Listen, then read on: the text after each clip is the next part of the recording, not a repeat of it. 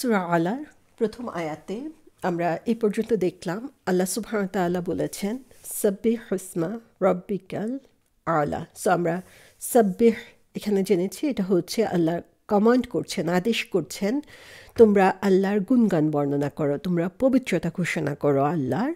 সাব্বিহ ইসমা, যে কিসের পবিত্রতা? আল্লাহ সুবহানাহু ওয়া তাআলা বলছেন তার নামের পবিত্রতা ঘোষণা করো। এবং তিনি কে? তিনি হচ্ছেন রব্বিকা, তোমার রব। এবং রব শব্দের অর্থ থেকেও আমরা দেখেছি যে আল্লাহর সাথে আমাদের যে সম্পর্ক, সেই সম্পর্কটা হচ্ছে একজন বান্দা এবং একজন মালিকের সম্পর্ক। সো একজন বান্দা যেভাবে তার যে মালিক, সে মালিকের সন্তুষ্টি অর্জনের জন্য কাজ করবে, তার অনুগত থাকবে, তার প্রতি কৃতজ্ঞ থাকবে, সেরকমভাবেই আমাদের সম্পর্কটাকে যাচাই করতে হবে। এবং সেজন্য আল্লাহ সুবহানাহু ওয়া তাআলা এখানে রব্বিকা বলেছেন, যে আল্লাহ বলেন নাই তার নিজের নাম হিসাবে, বলেছেন তোমার রব, যার কাছে তুমি দায়বদ্ধ, যার অনুগ্রহ ছাড়া তোমার চলার কোনো উপায় নেই, তিনিই হচ্ছেন তোমার রব। এবং সেই রবের যে নাম রয়েছে সেই নামের পবিত্রতা ঘোষণা করো। তাহলে এখান থেকে আমরা দেখতে পাচ্ছি যে একে আল্লাহর সাথে আমাদের যে সম্পর্ক, সেই সম্পর্কটাকে আমাদের আবার যাচাই করতে হবে, আমরা কি আল্লাহকে রব হিসাবে মেনে নিয়েছি?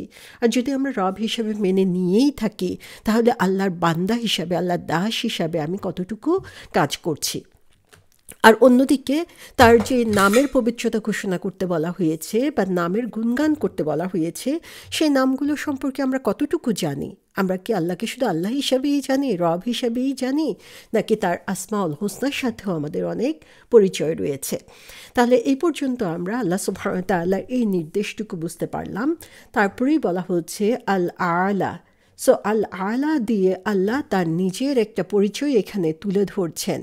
তার সুন্দরতম নামগুলো আমাদের জানতে হবে, তাকে আমাদের রব হিসাবে বিশ্বাস করার সাথে সাথে আমাদের জীবনে সেটা কার্যকর করে দেখাতে হবে। এবং তার আরেকটা পরিচয় তিনি এখানে দিচ্ছেন, যে তিনি হচ্ছেন আল আলা। আল আলা মানে হচ্ছেন যিনি হচ্ছেন সর্বোচ্চ, সুপ্রিম। সো এই আয়াতের মধ্যে আল্লাহ সুবহানাহু ওয়া তাআলা একদম শেষে সে তার যেই গুণ, সেই গুণের একটা দিক আমাদের সামনে তুলে ধরেছেন। এবং আগের যেই সূরাটা আমরা পড়েছি, সেই বা আগের যে সূরাটা আছে কোরআন মজিদে, সূরা আল আলার আগের সূরাটায়, সেখানে তারার কথা বলা হয়েছে। সে তারাগুলো হচ্ছে অনেক অনেক উঁচুতে অবস্থিত আকাশে, এবং আমরা এত দূরে যে বড় বড় নক্ষত্রগুলোকে, তারাগুলোকে আমরা খুবই ক্ষুদ্র দেখতে পাই, এবং সেগুলো দেখে আমরা ইমপ্রেসড হয়ে যাই। রাতের আকাশের দিকে যখন আমরা তাকাই, সেই অসংখ্য তারা, যে এত বড় বড় তারাগুলো কত উঁচুতে অবস্থিত, এবং সেগুলোকে আমরা আমাদের এই ক্ষুদ্র চোখে কত ক্ষুদ্র দেখতে পাচ্ছি। অথচ তারও অনেক উপরে যিনি রয়েছেন, তিনি হচ্ছেন আল আলা, যে এই সমস্ত কিছুর উপরেও যার উচ্চ অবস্থান, তিনি হচ্ছেন আল আলা। এর আগের সূরাতে আমরা দেখি, যখন আমরা সূরাটা পড়ি, যে সেখানে কাফেররা প্ল্যান করছে, তারা একটা প্লট তৈরি করছে, যেখানে রাসূল সাল্লাল্লাহু আলাইহি সাল্লামের যে মিশন, সেই মিশনকে তারা ধ্বংস করে দিতে চায়। এবং এখানে আল্লাহ সুবহানাহু ওয়া তাআলা প্রথম থেকেই আমাদেরকে বলে দিচ্ছেন যে এই আল্লাহ, যে আল্লাহর জন্য রাসূল সাল্লাল্লাহু আলাইহি সাল্লাম কাজ করছেন, সেই আল্লাহ হচ্ছেন আল আলা। যে কেউ যে কোনো প্ল্যান করুক না কেন, যে কোনো প্লট করুক না কেন, যত ধরনের বুদ্ধি তারা বের করুক না কেন, তার অনেক অনেক উঁচুতে অবস্থান হচ্ছে আল্লাহ সুবহানাহু ওয়া তাআলার। সেজন্যই তার আরেকটা নাম হচ্ছে আল আলা। এবং আগের সূরাতে আল্লাহ সুবহানাহু ওয়া তাআলা দেখিয়েছেন যে কোরআন, কাফের যারা, তারা বলতো যে কোরআন হচ্ছে জাস্ট একটা ক্যাজুয়াল টক, যে এটা রাসূল সাল্লাল্লাহু আলাইহি ইসলামের নিজের বানানো কিচ্ছা কাহিনী শুনে তিনি সেগুলো এখানে তাদেরকে শোনাচ্ছে। কিন্তু আল্লাহ সুবহানাহু ওয়া তাআলা এখানে বলে দিচ্ছেন যে এই কোরআন এসেছে এমন একজনের কাছ থেকে যিনি হচ্ছেন সর্বোচ্চে অবস্থিত। সো আল আলা নামটা হচ্ছে এখানে খুবই খুবই গুরুত্বপূর্ণ, যার গুণগান আমাদেরকে বর্ণনা করতে বলা হয়েছে, যিনি আমাদের রব, তিনি আসলে কত উঁচুতে অবস্থিত, কত সম্মানিত, আমাদের ধরাছোঁয়ার বাইরে, এজন্য না যে আমরা তাকে রিচ করতে পারি না, বরং আমরা যখন তার কাছে চাই তিনি আমাদের সবচেয়ে কাছে। কিন্তু আমরা যদি তার হাইয়েস্ট কোয়ালিটি কোয়ালিটির কথা চিন্তা করি, তার যে গুণাবলীর কথা চিন্তা করি, তার যে ক্ষমতার কথা চিন্তা করি, তাহলে আল্লাহ সুবহানাহু ওয়া তাআলা আমাদের চিন্তারও বাইরে। সো এখানে আল আলা বলে আল্লাহ সুবহানাহু ওয়া তাআলা সেই পরিচয় দেওয়া হয়েছে।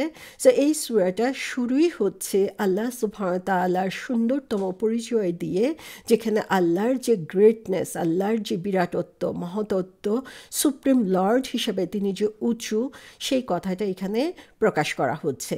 সো আল্লাহ যে লর্ড, তিনি হচ্ছেন আমাদের রব, এই কথা বলার সাথে সাথে আল্লাহ সুবহানাহু ওয়া তাআলা বলে দিচ্ছেন যে তিনি সমস্ত কিছুর উপরে, এখানে তার যে জাত, তার যে সত্তা, সেই সত্তার কথা এখানে বলা হয়েছে যে তিনি তার আরশে অবস্থিত, এবং সে আরশ হচ্ছে সমস্ত কিছুর উঁচুতে, সর্বোচ্চ অবস্থানে অবস্থিত রয়েছে।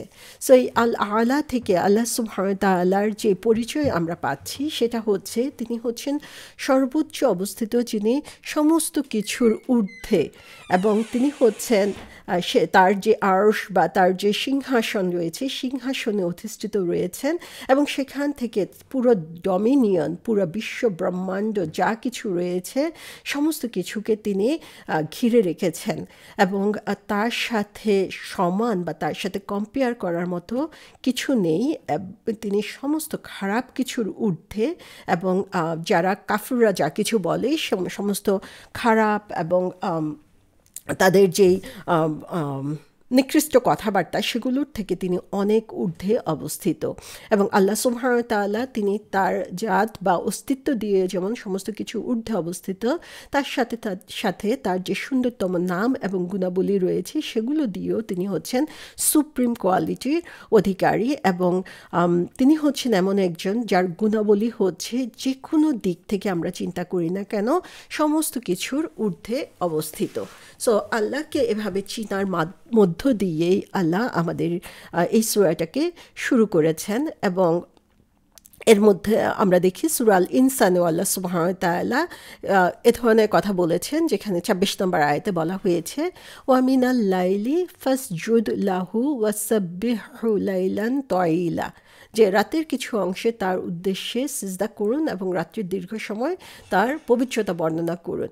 তাহলে আল্লাহর যে এই সূরা আল্লাহ যে আল আলা, তার সে পবিত্রতার বর্ণনা করা হচ্ছে, বলা হচ্ছে রাতের মধ্যে বেশি বেশি করে সিজদা করা এবং তার পবিত্রতা বর্ণনা করার কথা এখানে বলা হয়েছে।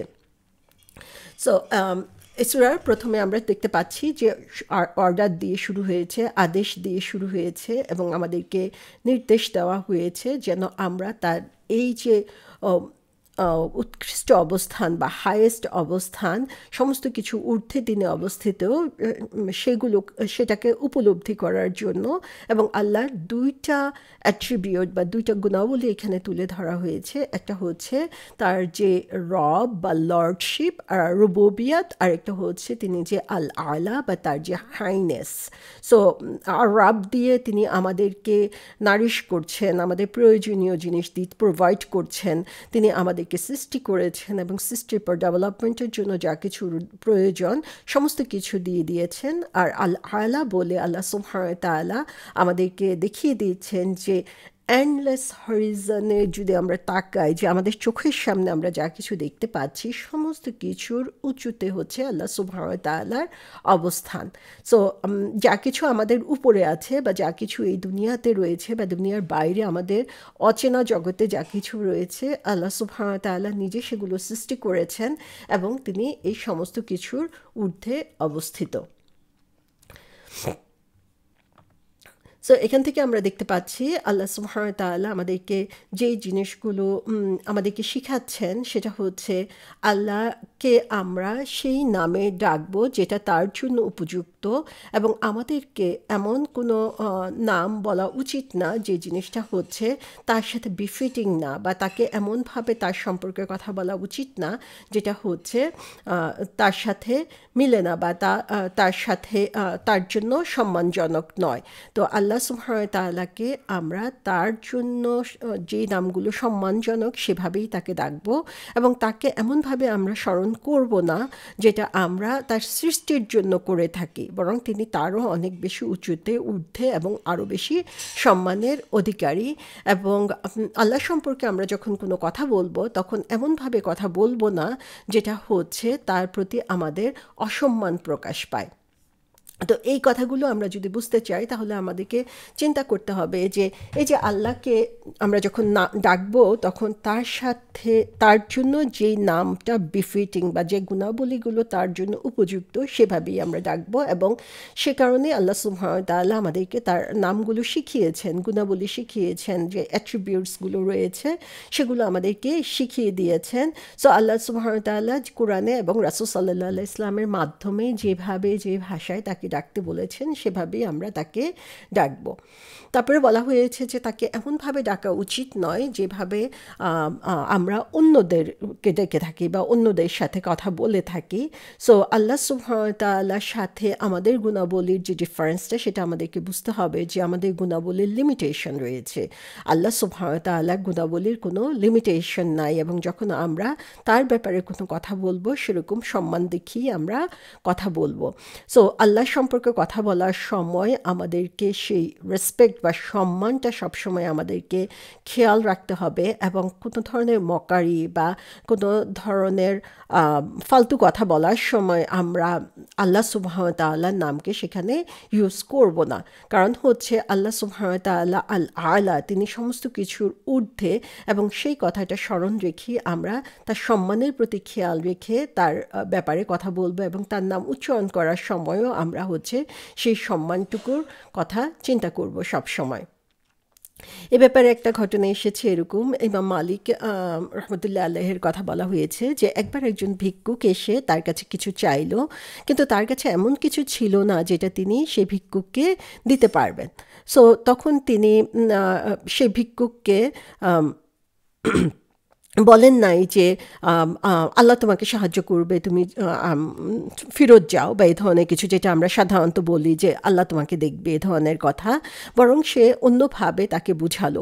যখন তাকে জিজ্ঞাসা করা হলো যে তিনি কেন এরকম করলেন, তখন তিনি বললেন যে যখন এই ভিক্ষুকটাকে কিছু দেওয়া হলো না, এবং যখন কেউ সেটার ব্যাপারে একটা অজুহাত তৈরি করে, অবশ্যই সে এটাতে অসন্তুষ্ট হয়, কারণ তার প্রয়োজন আছে, সে কিছু চেয়েছে এবং সে চাচ্ছে এর বিপরীতে কিছু পেতে তার কাছে। কিন্তু যখন সে কিছু পাচ্ছে না তখন সে অসন্তুষ্ট হবে, এবং এই কারণে দেখা যাবে যে আমি যদি তখন আল্লাহর কথা তাকে বলি তখন তার রাগটা হয়তো বা আল্লাহর দিকে চলে যাবে, বা আল্লাহর প্রতি তার একটা অসন্তুষ্টি সৃষ্টি হবে।